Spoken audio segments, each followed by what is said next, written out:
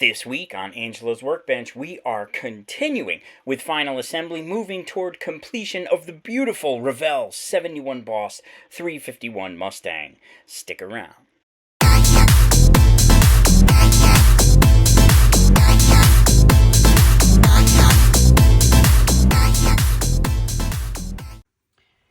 So working on the front end now, there is a very nice bunch of parts. How they kitted this front end is really nice.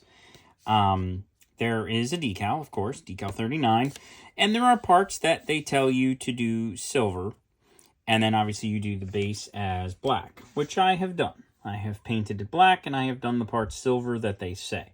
Behind the headlights, behind the, and I've got a little bit of stuff on the grill there. There we go. Behind the turn signal, lenses, the headlights, and then I did the emblem anyway. Even though they just call for the decal, I thought that the chrome would let the decal pop a little more than just black.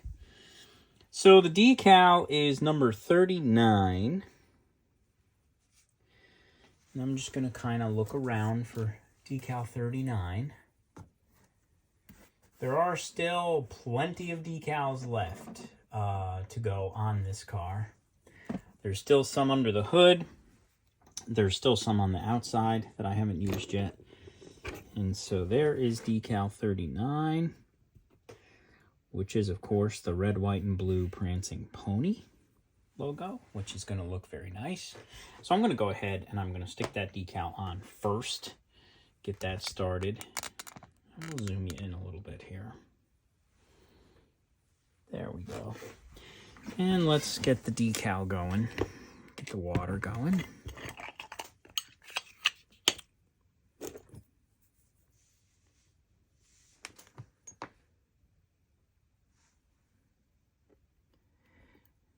Okay. We'll let that cure, or I should say set for a second. And we'll get our mark fit out. And again, we'll just put a little dab on there, just to give the decal something to stick to when it comes out off the decal paper. Soften it up a little bit so that it will adhere to the shape of the horse and the grill. There we go. And we'll just drop that on there. There we go.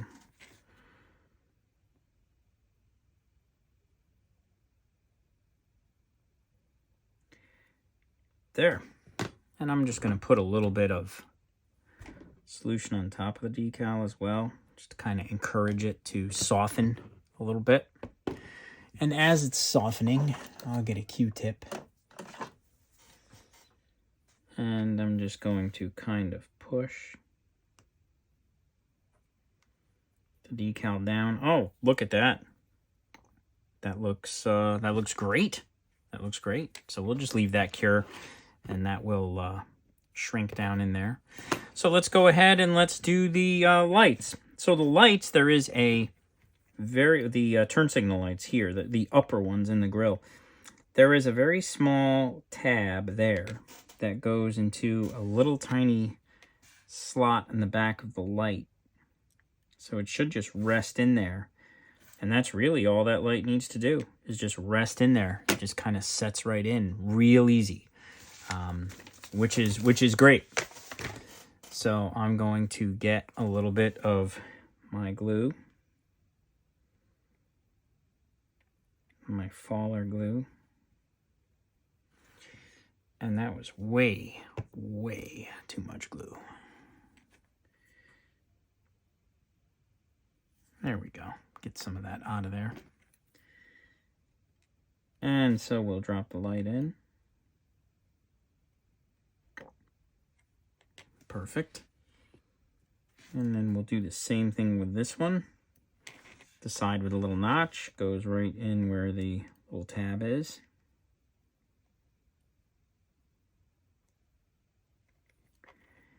And this one, for whatever reason, is not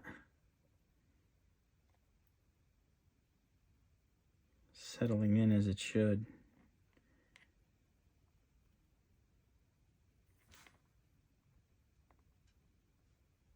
Oh, there it goes. Just needed a little bit of guidance. So that's done.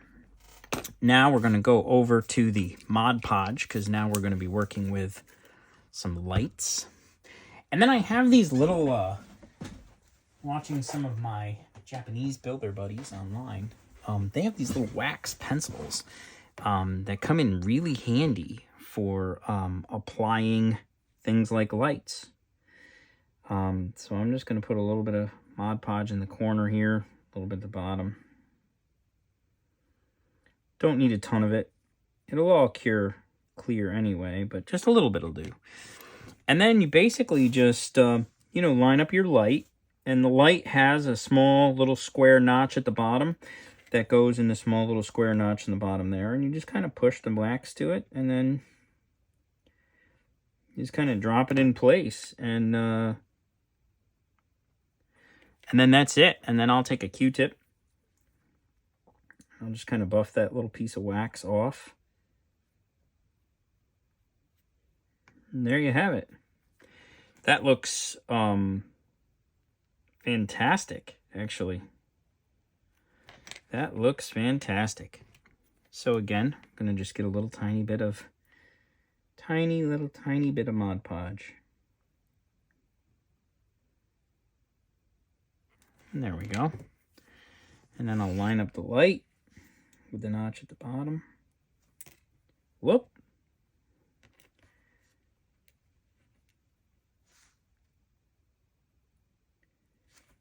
And it holds it, and you just drop it in place. That's super easy.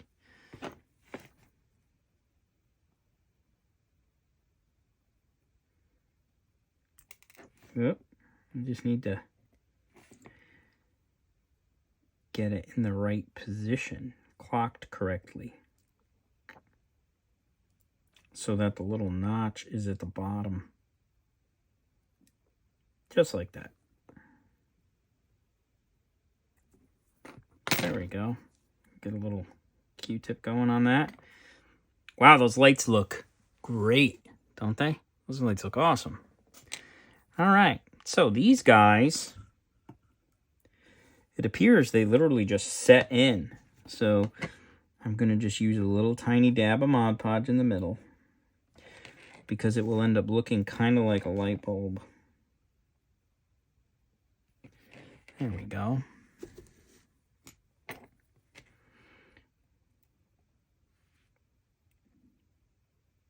Oh, that's not where it glues. How do you like that? Lesson learned. It glues in the outer edge. It doesn't sit in the recess. So I need a couple little dabs along the outer edges, because that's where the light sits. It doesn't sit in, it sits on. There we go.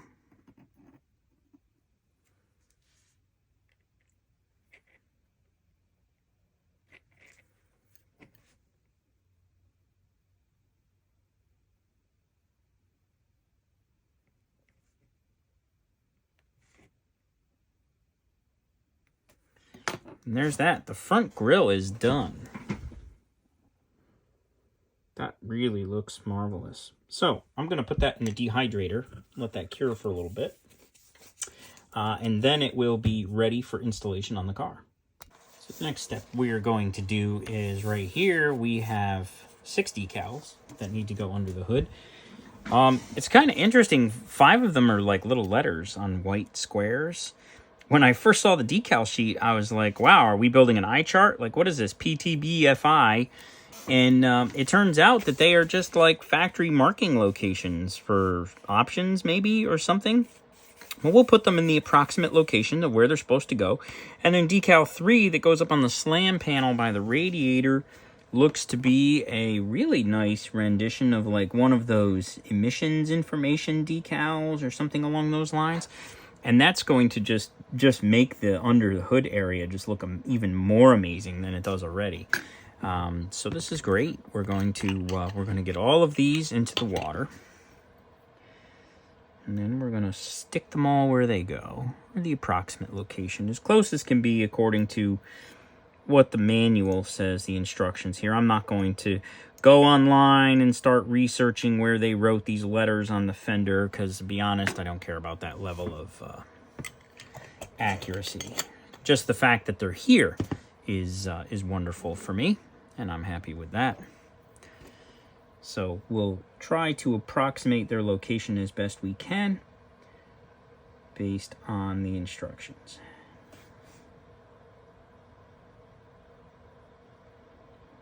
And there we go.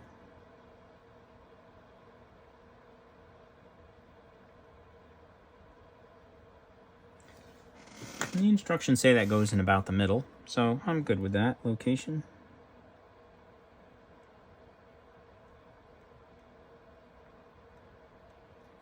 And it moved a little on me, so I'm just going to kind of nudge it up. There we go.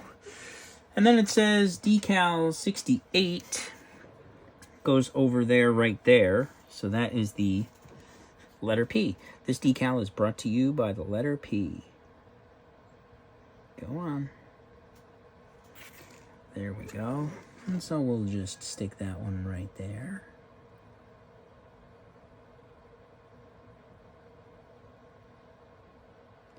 Never seen that on a decal sheet in my entire life. But hey, that's cool. I like it. So decal 69 goes over here to the left of that wiper motor or whatever it is. Part that I have detailed silver on the firewall here.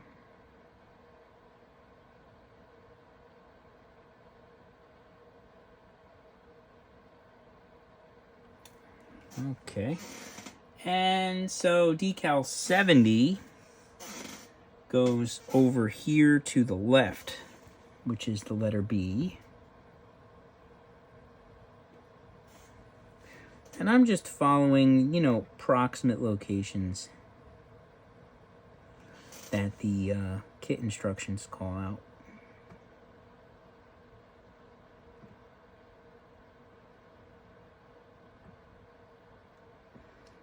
And then I'm making sure that they're somewhat straight. There we go. And then 71 actually goes over here underneath the water pump. Or not water pump. The windshield washer fluid pump. It goes right here. Actually looks like it mounts right on it.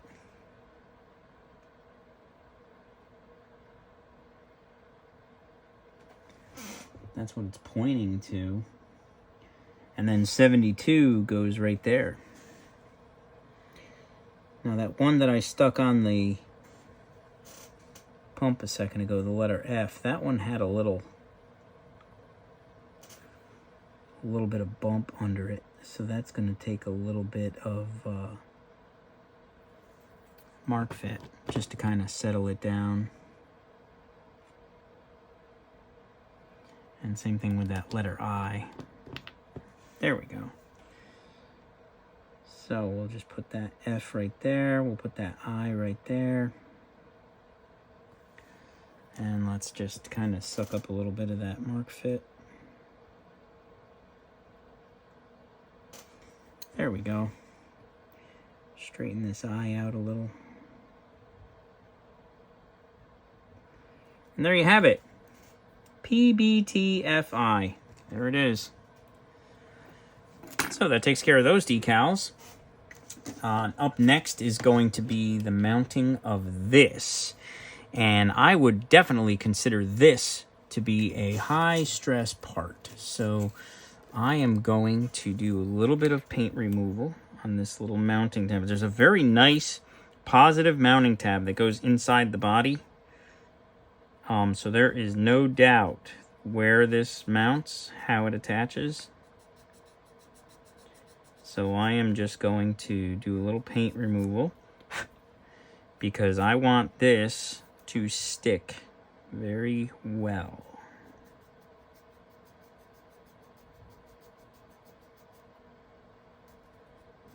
And we'll just get it down to bare plastic. There we go. And then there also is, there's a little spot in here where it coincides, but then there also is a bottom portion.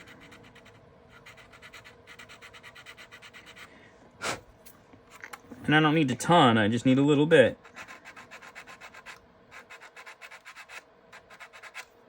There we go. And then the corresponding area of this is right here.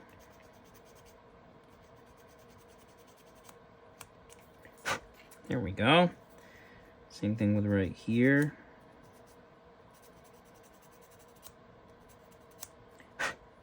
Good. And then on the inside of the fender, right along here where that tab mates to. There we go. And then same thing with right here.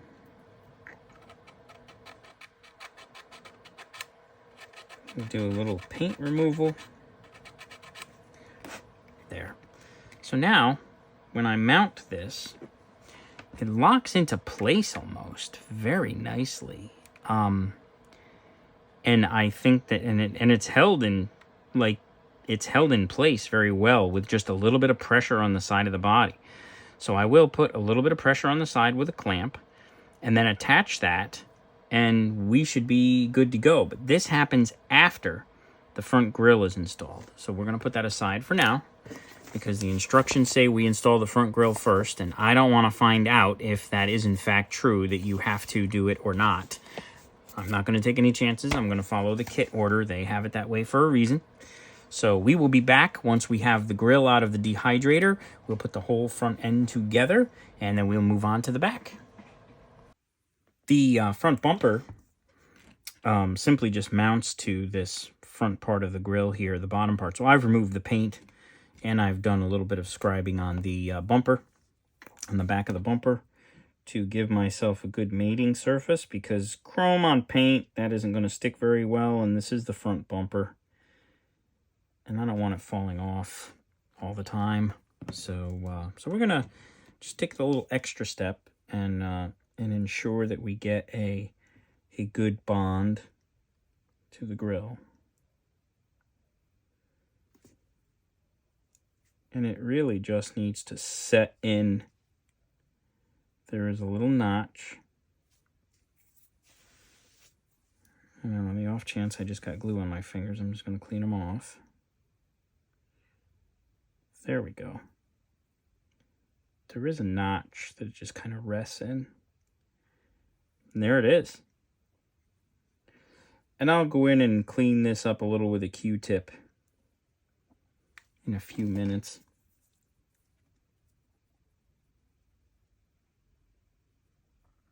There we go.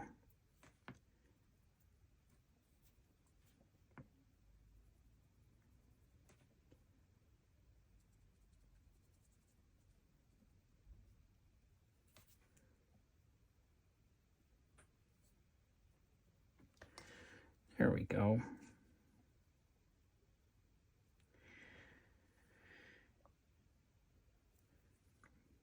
And there goes the, there is the bumper attached.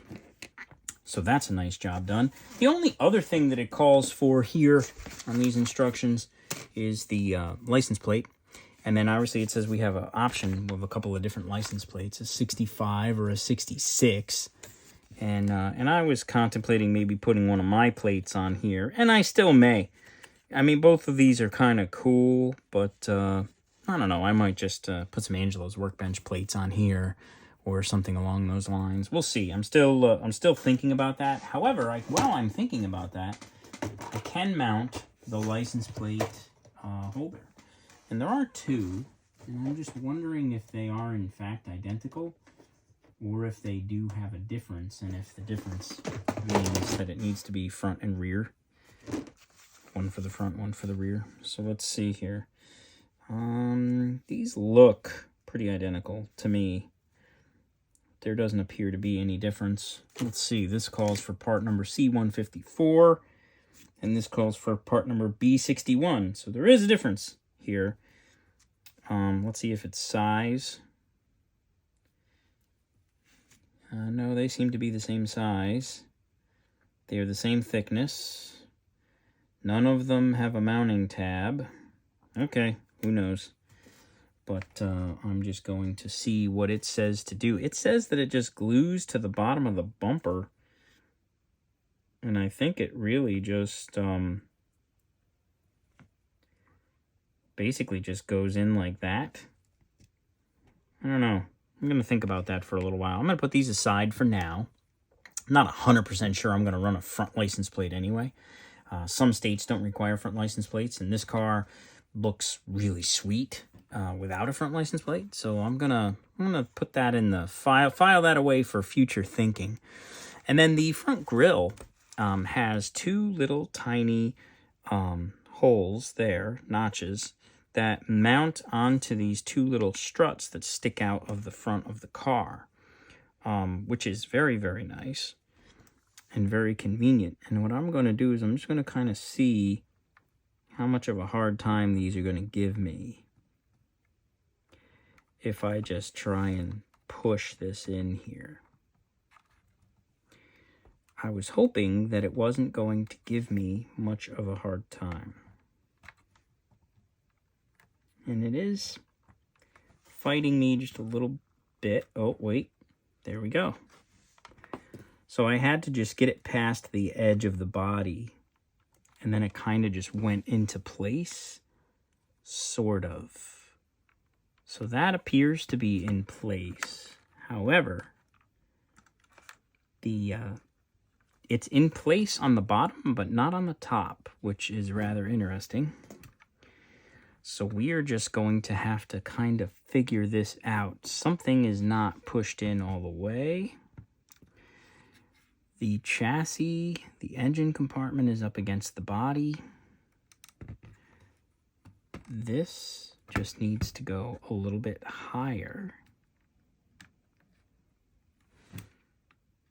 because it isn't in a notch. There must be a notch for this.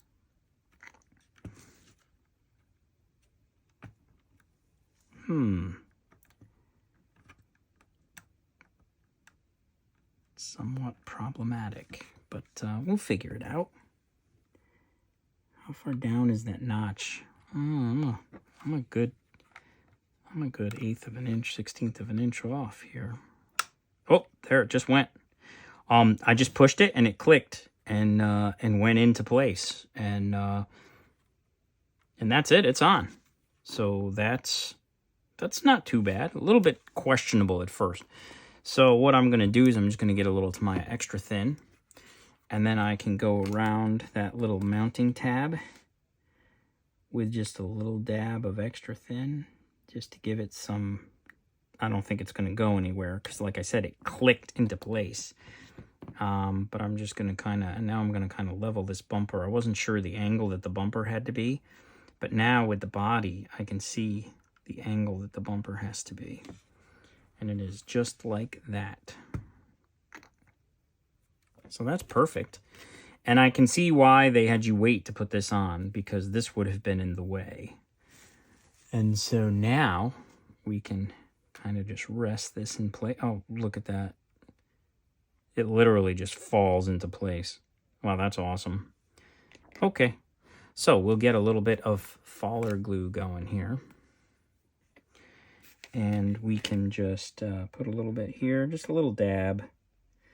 A little tiny bit will do you, because if you put too much on, it's going to seep out all over the place, and we don't want that. And now, of course, the glue is running.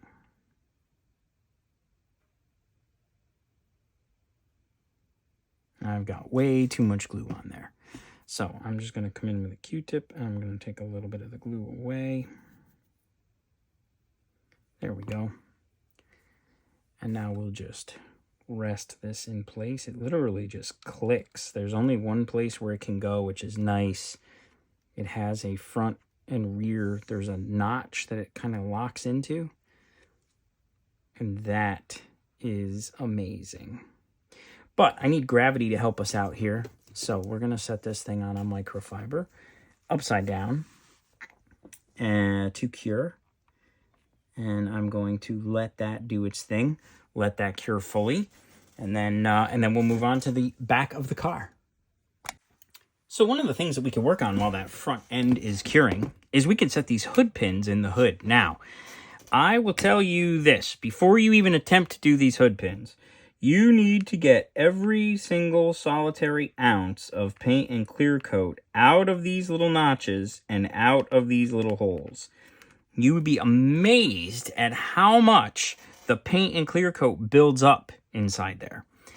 It's unprecedented. So I am going to try setting one of these pins in here now. And getting it straight. And I can see if it's straight by looking in the back side. And pushing it down as far as it can go.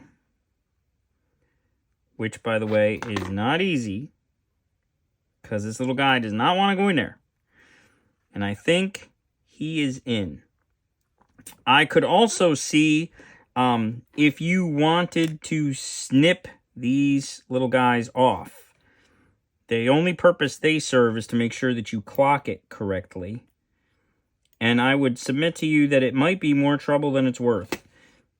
Because they are extremely annoying to get those little slots in those little tiny holes, when all you're really trying to do is put a round thing in a round hole.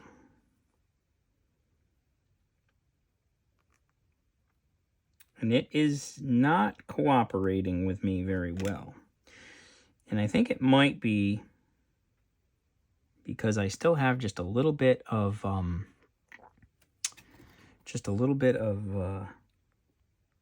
sprue there that has to get sanded off. But it's not really that substantial. I think I'm having some other kind of problem. So I'm noticing that the notches are kind of in the middle of the hole, but the notches are off to one side on the hood pin. So I'm trying to figure out how that works. And I don't know if the notches got somehow elongated or something. Like you can see, that's not lining up very well. Because it's getting caught on the edge of the hood. But if I flip it around and put it the other way, then it doesn't want to go either. So there's definitely something funky going on with these little hood pins. I managed to get the one in on the one side. This one is fighting me.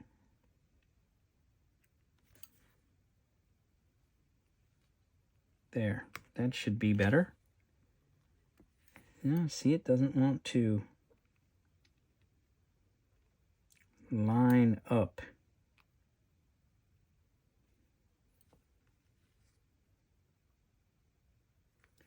There. You almost need to put them in upside down. There. So now that is set and that is set. Well, it was set and then I pulled it out. Figures. It's stuck to my finger.